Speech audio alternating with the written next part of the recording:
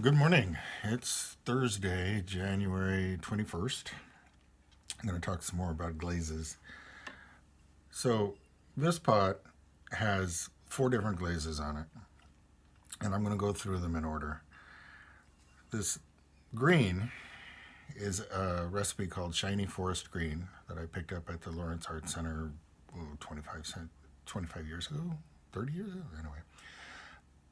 Except in this form, it's short some of the colorant. When I mixed up a half batch, I didn't have the copper carbonate I needed, and I knew that it would become pale, and I was okay with that. And when the copper carbonate's available, I'll put that back in. The life cycle, I should mention something about the life cycle of glazes. When you start with the idea that you're going to do a glaze, at least for me anyway, I have a 5-gallon bucket and 10,000 grams of ingredient. And then as the bucket gets down to about half full or less, I make a half batch to top it up. Well, you can do that for years, except that as it's settling and all that's going on, the bottom portion, the recipe, is getting slightly skewed.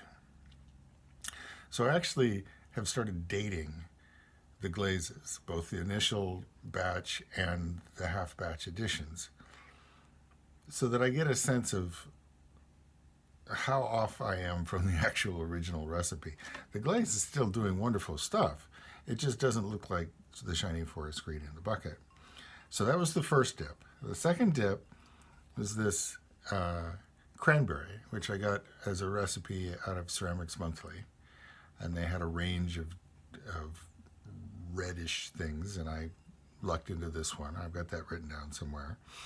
And then the third dip was this white, which is a dinner white, which again was from the collection of recipes at the Lawrence Art Center. And obviously it breaks differently over the red than it does over the green. And I called this combination sage green. And then finally, the blue. And the blue was one, I'm not sure, I may have actually got it from there too, except what I got was a glaze called Tomoku. It was a Cone 6 Tomoku. And I liked, the way it behaved and how to make the glaze, but instead of using iron to color it brown, I used cobalt carbonate to color it blue. And it's been occasionally named way too blue or pretty damn blue, and the blueness varies depending on how much copper carbonate I put in. As I say, it's not very scientific, but it can lead to fun results. And it comes from paying attention. That's all. Have a good day.